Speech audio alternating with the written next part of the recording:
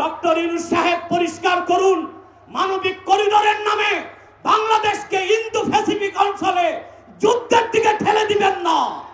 আগ্রাসী শক্তিকে বলে দিচ্ছি, আমার দেশের সবুজ লাল পতাকার দিকে যে চোখ তুলবে তার চোখ উপড়ে দেওয়া হবে। আমার বাংলার কোন 1 ইঞ্চি মাটিতে আগ্রাসনের থাবা বসালে সেই কালো হাত ভেঙে দেওয়া হবে। ব্লাসফেমি আইন করতে হবে। Freedom of expression, freedom of speech, বাক স্বাধীনতার নামে ইসলাম বিরোধিতা যেই করবে তাকে আইনের আওতায় আনতে হবে।